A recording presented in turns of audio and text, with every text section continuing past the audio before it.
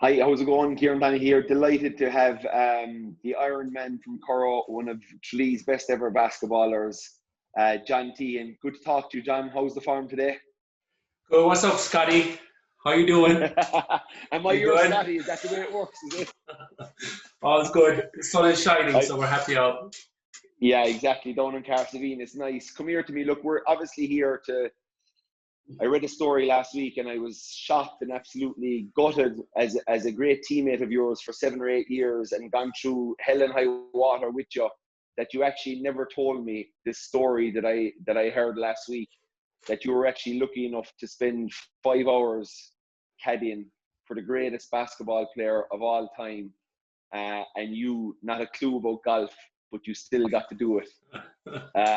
Tell us before you even get to that. Tell us the love for Jordan and your love for him, and how did it start, and where did you first see or hear about him even? Right, way back, I'd say it was 1988. First time I ever heard Jordan was from Pete Strickland. He was doing a coaching course in Castleisland, and I went to it for 2 days, and he kept going about Larry Bird, he kept going about Magic Johnson, and then he said, there's this new guy on the block now called Michael Jordan who's going to be even better than those two guys were. Nobody was just kind of coming on the scene that time. So that was the first time I ever heard of Jordan. And I started looking him up after that. And I think he averaged like 37 points a game the next season. Like, incredible to watch, you know. That's for the first time. And he was easy to watch, John, in '89, wasn't he? Scoring 37 points a game. Were you getting footage, or were you getting stories or magazines, or what were you getting? Because I know you weren't getting it on Twitter. It's funny you should say that, because where I live is 18 miles from Tralee, right? And there was no Twitter, there was no Facebook, obviously, there was no phones hardly in the house. So what I had to do was go to Tralee. The stores in Castleisland didn't even have the magazines, the basketball ones, but there was a store in Tralee, I think it was O'Connor's, and they would get it once a month. It came out, and I used to come into Tralee to get the magazine once a month and go in and get it and come out again. Take all day. But I do remember looking at the magazine and the pictures, Kieran, right?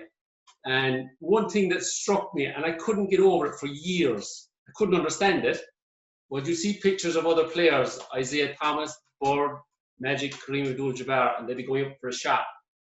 Every time you saw a picture of Jordan in the magazines, there was nobody near him.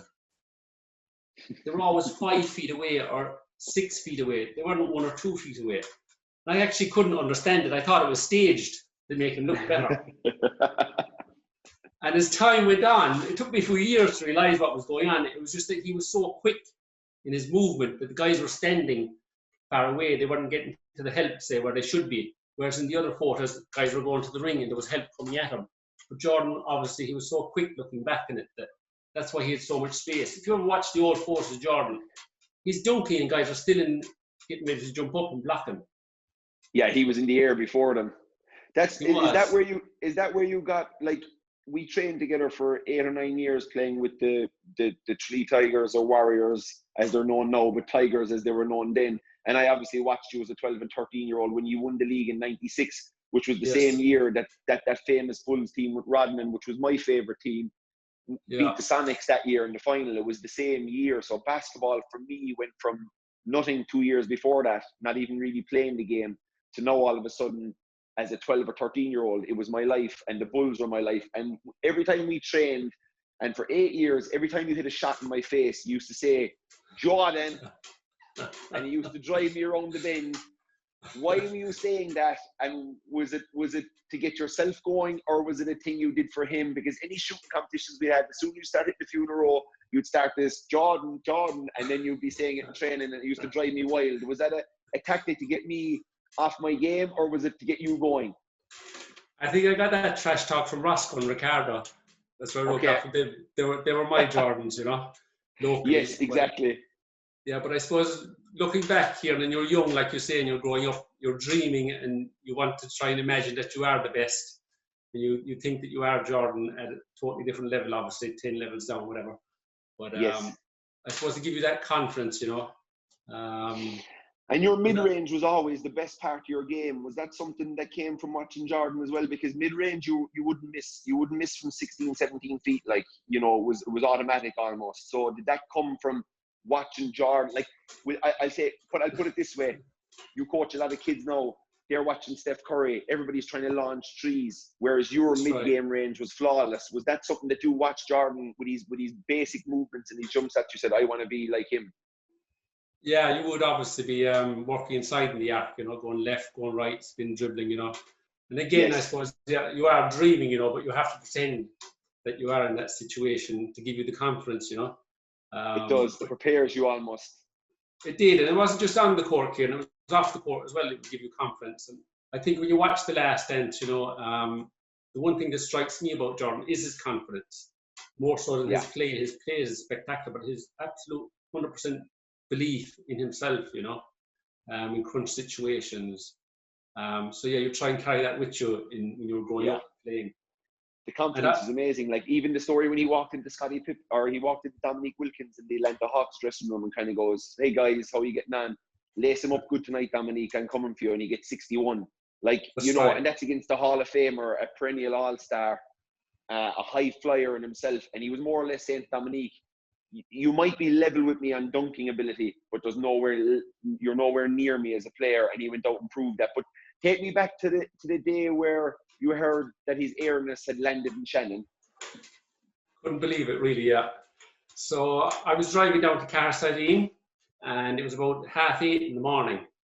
You being a good Rocky man, you remember famous Seamus O'Mahony, God rest him. Yes, yeah, God rest him. Joe and Muggs dead. He came on the radio and he was talking about sports, football, soccer. There was a bit of running, and at the end of the thing, he just said, "Oh, and by the way, more or less, American basketball superstar Michael Jordan is playing golf in Ballybunion today." And my heart stopped. I was like, "What?" Because I idolized this guy, like you say, you know. I'd gone to see him in 1990. I went to Chicago for a year. And, right. And were you coming off of what you were going into Carsavine at 8 o'clock in the morning? You were working? Yeah. No, I was working through that time. I was going out to see Marie. Cheryl at the time, and just drive into her father's yard lady and did a handbrake turn. So they got to go. There was skid marks and sped off. I rang Ian O'Connor on the way up, a friend of mine, and we met him in Farm 4, I think it was, at Castle Island, and the two of us went on to Ballybunion. And I remember the big thing, because Jordan was huge, you know, you couldn't get near him. Yes. And I remember the big thing was, how are we going to get past security? We couldn't, you know, because this guy was idolized. And mega, yeah. We went to the wrong golf course first. There's 2 golf courses, is there? Yeah, there's the Cashin course and the old course. Yeah, you probably went to the Cashin. And then we went to the right one, and we walked in the front door, walked out the back door, nobody around. It was the first morning he came, so the news hadn't got out. As the week went on, it got crazy, obviously. It did. And just kept walking, and he was there all his own on the 5th, the green, with Paddy Connor from Killarney. And tell me, what was the heart doing as you were walking down the fairway of the 5th?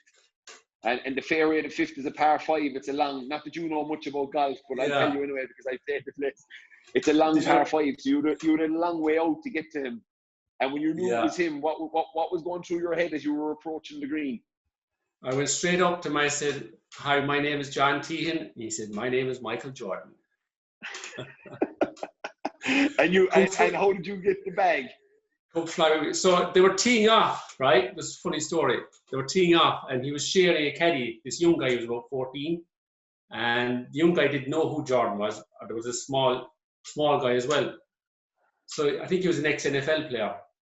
Okay. So your man teed off first, and the ball went to the left. And then Jordan teed off, and the ball went to the right. So a few steps in, I said, "Why don't you look after the small guy there? I look after the tall, lanky fellow over here." So he said, "No problem." So I went off with Jordan, and your man went left. And funny story then. So we got his second shot, right? Yeah. I'm nervous as hell, you know. I'm like a deer in headlights. Because I was looking at him, he was walking ahead of me, Kieran, and I could not believe how athletic he looked. You're athletic when you walk, you know, but this guy was like he was walking on water. He was so athletic. Huge hands, fierce wingspan, very long arms as well. And we're going up, and this is my first time ever on a golf course, right? Ever. Never ever. Oh my God. And I'm nervous as hell, you know. I'm just thinking about the Bulls and all this, beating the Lakers and all this. And next thing comes up to the ball. And do you ever see, before I tell you now, do you ever see Allen Iverson's Hall of Fame speech? No. No. You have to Google that. Look at Allen Iverson's Hall of Fame speech. And he's thanking everybody. And halfway through the speech, he goes, there's one person I want to thank, and this was me.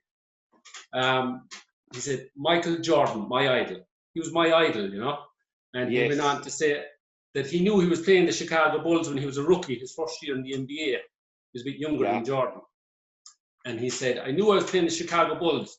And I get there, and the game's about to start, and I walk on the floor, and I'm looking. And next thing I look at, and it's Michael Jordan.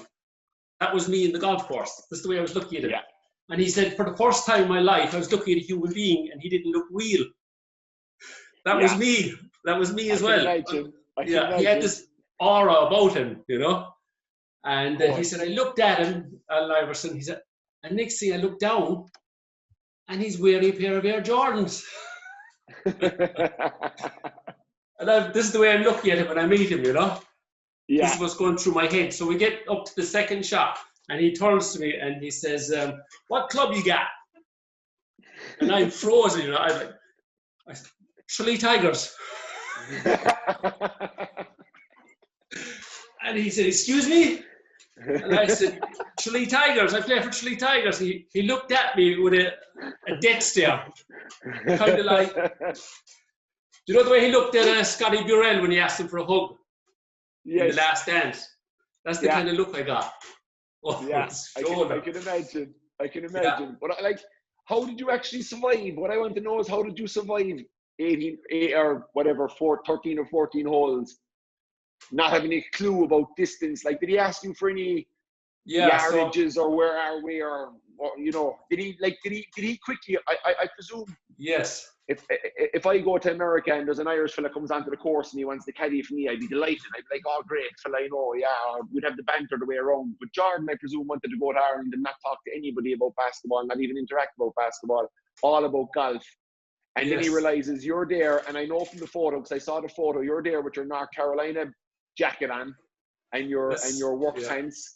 So he must have been like, I've got a crazy fan here that's carrying my bag and I can't really do anything about it. So I would have loved to know what was going through his head on certain issues of shots. Or did he just kind of go on and play the course himself and just shoot the breeze at you? Yeah, so he was cool like that, you know, because then when he was hitting the second shot, you know, he said, how far is the green, like you say, about yardage. And I'm looking down like it, I'm like, everything looks green to me. He's like, how far is the green? And all I see is green, you know. And what did save me, like you say, is I did have the North Carolina jacket on. So he knows he's a huge basketball player. But he's a very smart guy, so he kind of copped straight away, I'd say, early on, that I didn't have too much of a clue about golf. I'd say it wouldn't have been hard for him to cop that, I'd say. To talk about basketball, yeah, because actually when we took the photo, we were sitting down, he was waiting for someone to drive through, you know. Yes. So I got to spend about 5 minutes there chatting with him, and I started talking about basketball there. Yeah, just the two of us chilling on the bank. It's unbelievable. The photo is iconic. It's because normally, like when you get a photo with a celebrity that mega stardom, and he is like, you're talking Tiger Woods, Ali, Jordan in worldwide sports, probably Ronaldo and Pele and these guys as well, but he's one of those types. So to get 5 minutes with him in a very calm way must have been gold, that he was just able to kind of chat and shoot the breeze with you. Yeah. I started talking about basketball then, about Scottie Pippen was playing with the Rockets at the time. I think they just got knocked out of the playoffs. So I remember we were talking about that. It was his first year. Was it his first year? Was it 99? What year was it that you? 99, yeah. 99. Yeah, so he's retired as the goal at this stage. And he was just after winning his 6th. And I remember we were sitting down on the bank, and I said what I asked him. I started asking about the last shot. Yeah. And he opened up a little bit, and he said that if you watch the last dance, it's 11 seconds. I remember him saying that the 11 seconds felt like 11 minutes to him when he had the ball. And I said, what were you thinking coming up the court? And he said, all I knew is I was going to score. And I go back to his confidence again, what I'm saying, that comes across in the documentary. His fierce confidence. He said he didn't know how he was going to score, but he actually had full confidence. When he stole the ball off him alone, he could feel the air going out of the building. Yeah. Everything got deflated, and the fear came in the Utah Jazz's eyes. As he came up the court, he said time kind of stood still. It went slowly, as if he was in the zone. And that he was going to go left. So do you remember the shot that he hit in Game 5 the year before? Yes, the pull up on the one bounce left, yeah. Yeah. Over Byron Russell as well. Byron Russell, he was going to do that. But he said that Rodman was out of the offense. He wasn't where he was supposed to be in the triangle. And Anton Carr was standing. Yeah. Yeah. Yeah. Anton Carr was standing in the free throw line, and Rodman came across and it opened up the weak side elbow. But it was no push off. It was no push off. No. And I'm glad they went in and showed it that it was no push off. No, you see his hand, like there's no pressure on his no, hand, like, no pressure at all. No pressure at all. It was a flawless move to stop going when you're dribbling that low, going that fast, to stop and come back and balance and reset and hit the most important shot of your life. You know, it just shows you. Yeah. Do you remember how when you were playing? I like the way he talked about, and he'd been sharp. If you remember that game, Jordan had been sharp a lot in the third and fourth quarter. And I love the way he said it in the documentary, that he made sure to keep that hand extended and follow right through on it. I thought that was a nice bit of kind of insight, that when you do get tired late on a game, to concentrate on something that small and technique-wise can help. And he said that's all he wanted to do. Yeah. His technique was perfect. Perfect. Remember how when you were playing, you used to break fellas' ankles with the crossover, you know? Yourself and Vinnie Murphy. Crossover. Jordan broke his ankles, his knees, and his hips on that play by Russell. Yeah. The whole lot. Yeah. He finished Byron Russell, really. Come here, you're getting back to the golf. You're coming up the 18th. It's a bit of a different setting coming up the 18th rather than when you went down to the 5th. There was absolutely nobody there in the 5th. How Seamus Mahoney knew is amazing to me. Like he'd some fella paid off in Shannon anyway to tell him if any famous Americans came into the country, because that news bulletin made all this possible for you. If you didn't hear that news bulletin, you didn't know, you would have never got 5 hours with the greatest player of all time. Absolutely, yeah. What was it like up the 18th? So we're coming up the 18th, and it was unbelievable. It was like the last day of Augusta, Tiger Woods' caddy. That's me. The crowds were everywhere. Guards, there was ropes, security, holding everyone back. And myself and Michael Jordan coming up onto the 18th as if we just won the Masters. I swear, that's what I felt. And that's what was going through my head. And I kept thinking, if people only knew, if they knew, I'd be arrested probably. Oh my God! And was it finished on the green and thanks and good luck and we'll talk to you later, or more? No, we actually got to go up the back of the clubhouse in Ballybunion. There's steps up there. We went up there for a drink and some food. Yeah. So you got 4 or 5 hours with Michael Jordan. You got a sit down meal as well. Did he have a cigar out? He was smoking cigars on the golf course. Yeah. You want to watch him? You were probably still able to smoke in bars in '99, so he probably did in the restaurant. Yeah, you were actually. You didn't ask him for one, no. No. Did he sign your jacket? Did you go near him for any? Was the photo enough for you? You didn't need any autographs. I got the photo developed in Kennelly's 24-hour, and I gave it to Paddy the next day. But all hell had broke loose. Then you couldn't get near him. But Paddy, in fairness, remembered me, and he gave it to him, and he signed it before he left. So I got the autograph, the photograph signed. Yeah, it's actually signed by Michael Jordan. Mm-hmm. Beautiful. Where did you go see him anywhere? I got him in. I saw him in Tralee. Like you, I heard in school that he was in Tralee, and I just took off out. But I never got at that stage. He was obviously I'd say it was that evening after Ballybunion he came to Tralee. Maybe. He did. He came to I remember Tralee. it was halfway through the school day, and he was on the second hole when I met him, the second or third hole. So like that, just headed off and cycled out, and. I never got. I glommed at his hand when he was walking past into the bus, but like there was, as you said, it was gone. It was like the Beatles were there at that stage. Put up your hand there. Put up your hand. Yeah, I'm not as big as yours. Like you big hands, you know, but his hands were like shovels. They were like JCB buckets. They were the biggest hands I ever saw. He caught my hand. He squeezed it like my hand was tiny. Massive hands. And massive arms. You big mitts too. You big hands too, so he must have been but like, and any banter on the way around, any hot balls, was there anybody else? Did anybody else venture towards him? Did you have to be like the real caddy and stop fans trying to get him to sign hats and stuff? No, there wasn't too much of that because it was the first morning. No, I remember when he went to the other golf courses because I was in Killarney with him, and Kinmare. The following about 3 mornings later, went to Kinmare. We actually got kicked off.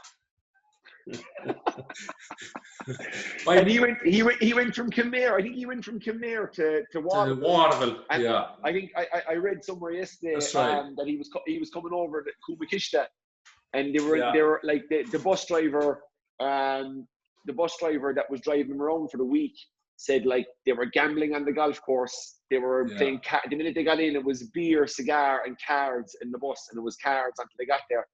And he said the only time they stopped playing cards is they were all hiding under the table going over Coombe. There was about a 400-meter drop off the side of the mountain. They were on this big, huge bus, and they couldn't figure out how this was legal that a bus driver was going on it.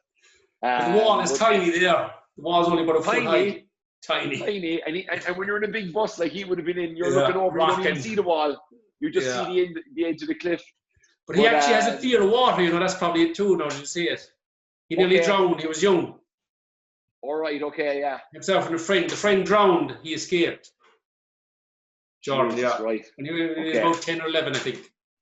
Okay. But yeah, going back to Kinmare, I got kicked off the clubhouse in Kinmare, then I tried it a second time by Vincent Devlin. And Vincent Devlin is actually a friend of mine who has centre uptown here in Carsavine. So big shout out to you, Vincent. Thanks very much for throwing me off. Yeah. I hope you hear this. I said it to him too. I remind him every time I see him. You stop. I know, yeah. I'm surprised Jordan wasn't saying, "Come on in, John. Come in, John. Yeah. You can caddy for me. You're the best caddy I ever had." I'd say he was plagued by everyone at that stage of the week, you know. That's very good. Listen, man, that was some experience for you. Because I know how much of a super fan you are of the guy. All your boots were Jordans. Me and you used to try and get Jordans over from America when we were playing together during those years with the Tigers. Still got the T-shirt.